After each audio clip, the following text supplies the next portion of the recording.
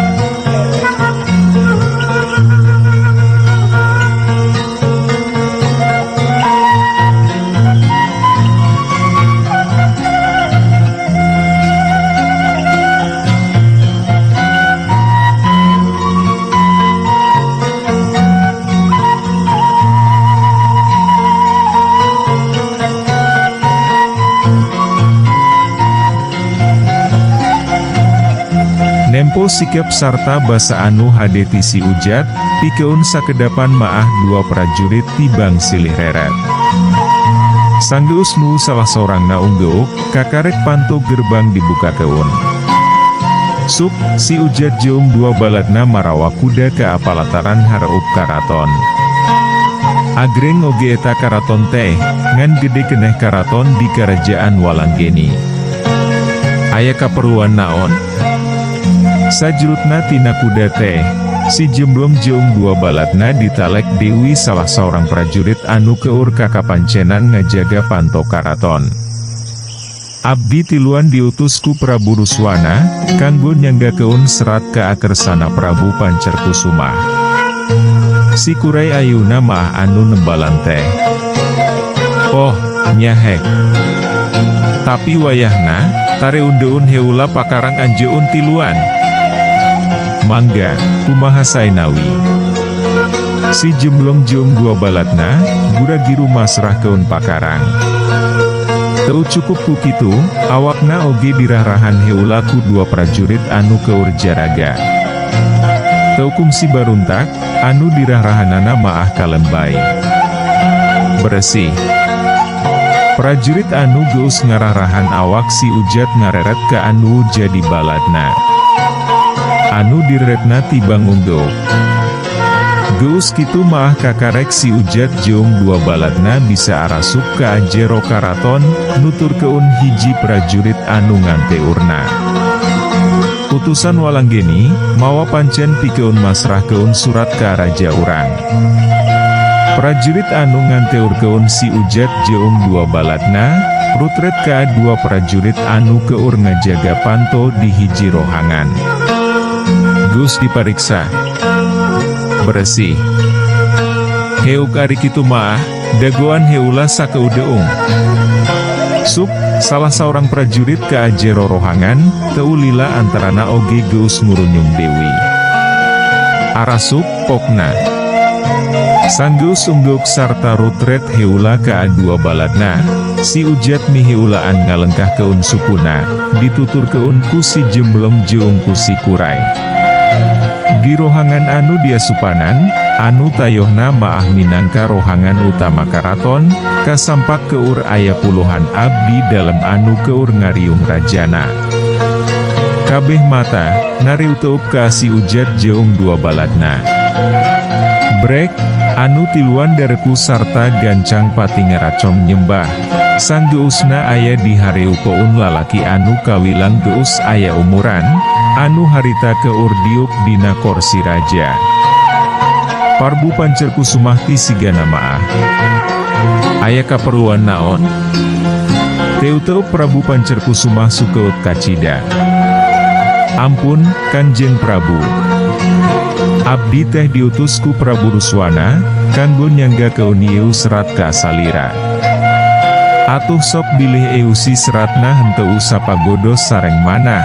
Ampun paralun, da abdi tiluan maah mung darma ngalaksakeun pancen tinu janten raja, ceuk si Ujat dina kaayaan deku bari ngasongkeun suratku dua leung una, kalayan kekecapan Jeung sikep awak anu pohara pisan ajrihna. Kipati. Sanggeusna unggut-unggutan heula teh, Prabu Pancerkusumah ngareret ka patihna. Anu diretna gancang nyembah. Jung nangtung, sarta kebat nyokot surat tina leungeun si Ujat. Baca keun sing tarik, parentahna Prabu Ruswana. Kipatih tibang unggo. Sanggeus talina diudar, surat dibeberkeun lalaunan.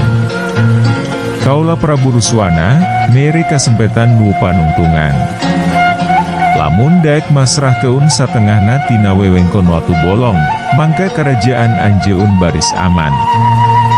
Tapi sabalikna, lamun kekeh teu daek mikeun, mangka pihak walanggeni rek ngagunakeun cara paksa, sarta kerajaan watu bolong rek dikawasa sapinuhna. Singket, langsung kana maksud anu utama si surat teh. Kurang ajar. Puluhan abdi dalam meh bareng carengkat, kalayan atra pisan nemu amarah di unggal paroman biungutna. Ari Prabu Pancerkusumah maah tetep tenang, tibang unggut-unggutan bari rutret ka sakabeh abdi dalam kerajaan. Cucungah pisan ieu maah, Kanjeng Prabu, ceuk Kipati, sajeroning ngagulung keun Dewi surat anu keur dicekelna. Tenang, dariuk heula. Kipatih jeung puluhan abdi dalam gancang dariuk Dewi dina tempat asalna. Red, Prabu Pancerkusumah kaasi ujat jeung ka-dua baladna, anu katembongna teu sirikna pating purungkut siga nu sieun. Teu kudu sieun, da kaula oge nyaho ari maraneh tiluan maah ngan sakadar nohonan pancen. Tenang, kaula ngejamin kasalmetan aran jeun tiluan, mangsa kaluar ninggal keun ieu karaton. Prabu Pancerkusumah rutret kaasi ujat jeung dua baladna. Hatur nuhun pisan, Kanjeng Prabu. Si ujat teu sirikna ti sujud-sujud mangsa nunuhunan ka Raja Watu Bolong. Si kurai jeung si Jemblong oge gancang nurutan. Ari Kipatih jeung puluhan abdi dalam maah beda pisan jeung sikap nu jadi rajana, nepi ka kekerot sarta pating darelek mangsa nareu teup tilu prajurit anu jadi utusan Prabu Ruswana teh. Jung, ayeuna maah diura marulang. Bejakeun ka Rajaan jeun, nepi ka abelut sisitan orai buluan oge, kaula maah moal tunduk sarta turut tumut kana kahayangna, ceup Prabu Pancerkusumah Dewi, kalayan pohara pisan tandesna. Unjuk sumangga, Kanjeng Prabu. Sanggeusna ramitan, si ujat jeung dua baladna guragiru ninggal keun eta rohangan. Kumaha, Kipatih, abdi dalam nahayeu kaputusan kaula teh, salui jeung pamadegan aran jeun. Prabu Pancerkusumah rutret ka sarerea. Sapuk pisan, Kanjeng Prabu. Kaputusan anu esai pisan, Kanjeng Prabu. Esai, Kanjeng Prabu, tong diberi hate si Ruswana maah. Kipatih jeung puluhan abdi dalam saur manuk naremblan.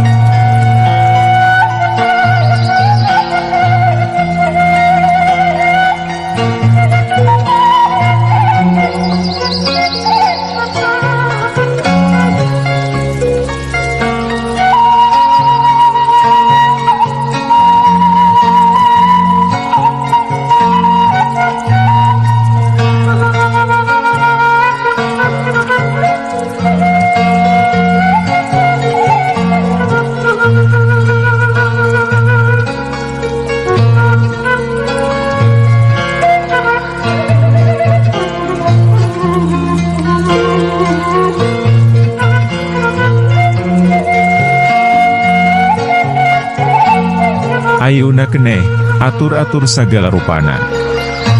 Siap keun siasat jeung sakabeh kakuatan, ti keun yang hareupan pasukan lawan.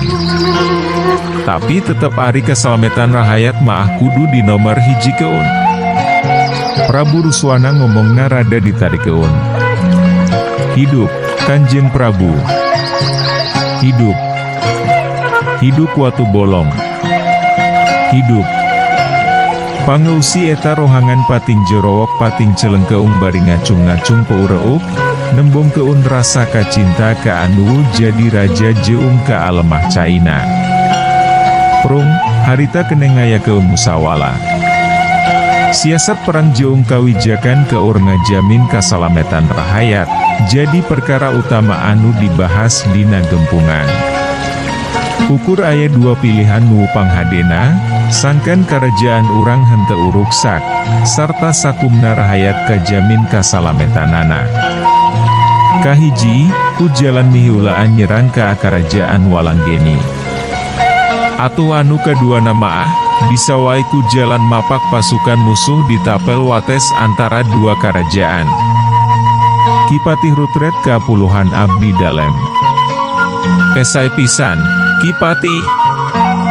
Leres, Kipatih, angin dua cara eta anu pangsaena maah. Nya. Pek, pilih nu panghadena. Tina hasil padungdengan, antukna maah meunang hiji kamupakatan, yen pihak watu bolong rek mapak pasukan musuh di tapel wates antara dua kerajaan. Nya, masih keneh tatangga meureun kerajaan watu bolong jeung Walanggeni teh. Salila lumangsungna musawala, Ari Prabu Pancerkusumah maah loba ngaregep keunana batan milu nyarita maah, siga anu ngahaja mereka sempetan jeung kapercayaan sagemblengna, ka Kipatih jeung ka apuluhan abdi dalemna.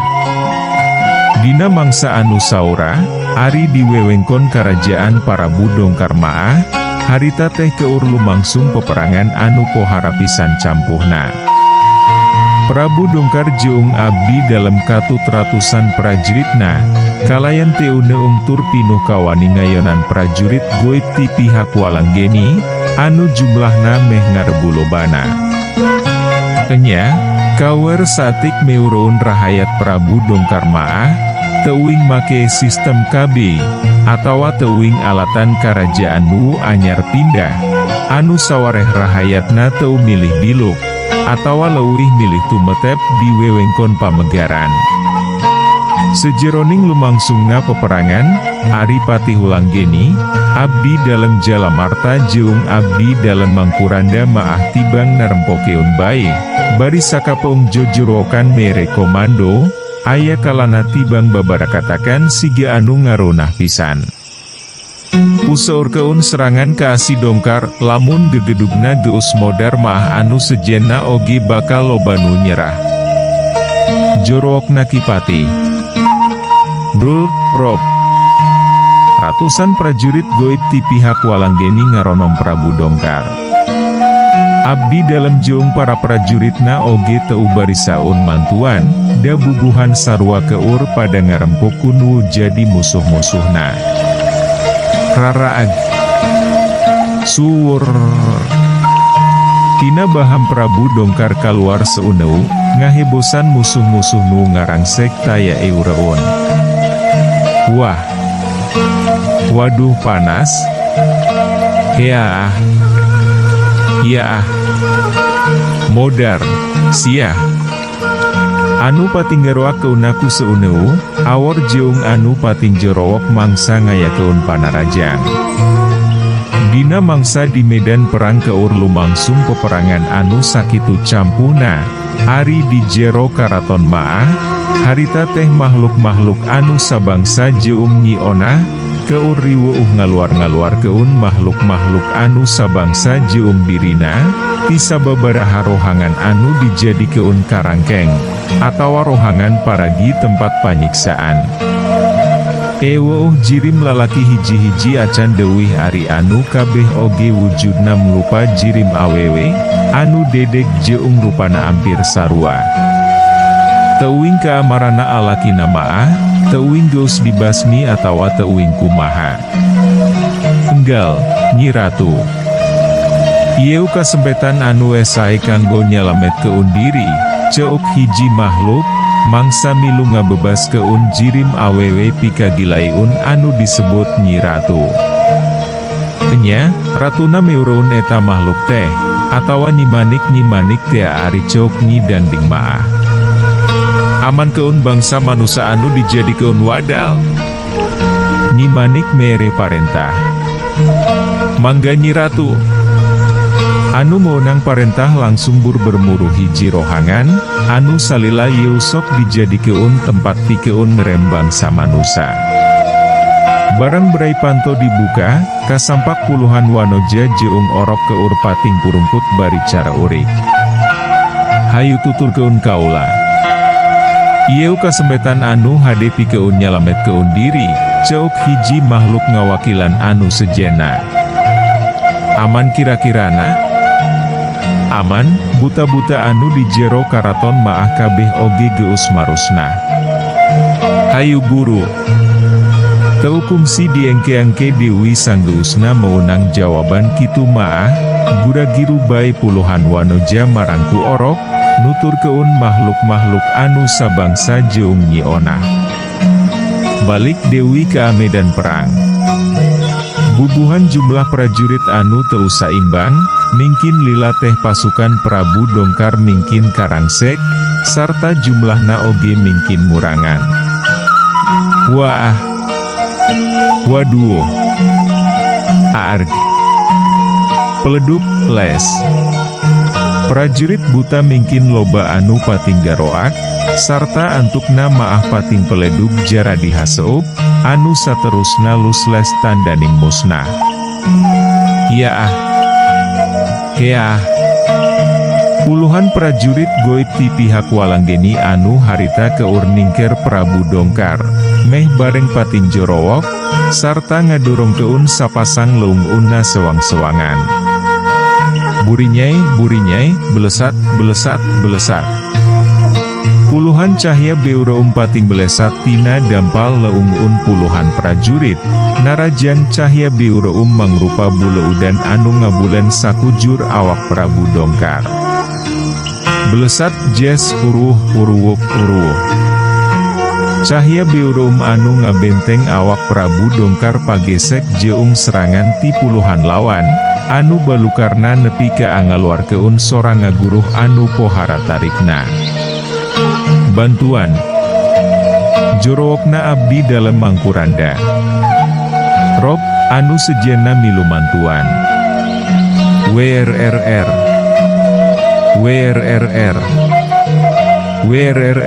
jelegur. Antukna maah kakuatan anu ngabulen awak Prabu Dongkar, ancur, sarta ngabeledak pohara pisan tarikna. Teukumsi ngepul heula jadi haseup, Prabu Dongkar maah musnahna teh langsung ngiles taya tapakna. Bener ceup kekecapan anu samemehna dijorokeun ku Patih Walanggeni, sanggeusna Prabu Dongkar musnah maah prajurit buta anu nyesa oge gancang bae nyarera. Hahaha kawer sakitu geuning kakuatanana teh. Hahaha. Patih Walanggeni lelenggakan siga nu ngeunah pisan. Baringkos kabahanana, sarta ancurkeun karatonna. Araya keneh bangsa manusia di jero karaton maah, celengkeungna hiji buta anu keur deku bari ngangkat keun dua leung-una. Lah, sabodo teuing. Gancang ngancur keun. Ratusan prajurit gancang ngagugu, patinggaraja ngadeukutan wangunan karataon. Rada anggang ti palataran anu samemehna dijadikeun medan perang, hiji jirim anu tetela geuning nyiona, anu tayohna maah geus kawilang-wilanalinga keun ti kajauhan, gura-giru bae robah wujud jadi cahya beureum, sarta anu saterusna maah ngablesat ka awang-awang. Keu, waktosna seep. Caag hanca. Urang simpen di handeuleum sieum paragi nyokot ninggal keun, enjing urang sampeur Dewi, hapunten palamitra kanggo nyumangetken sim kuring, Mang Augustin ngadongeng teh, nuhun keun di subscribe, di like sareng di komen, atanapi di share manawi masih aya keneh nu resepeun kana dongeng, supados teu kakantun carios salajeungna. Mangga permios. Anu gereulis karasep anu hoyong carita kisah kasih dinamika romantis remaja. Mangga dangukeun carios nyambung bentang pasantren. Nu tos sarpuh gengadangu carios ieu maah bakal kabawa asa ngora Dewi. Kangge nu resep cerita silat. Mangga dangukeun amjar lawan raja bangsat sareng rawarontek di channel YouTube Mang Augustin.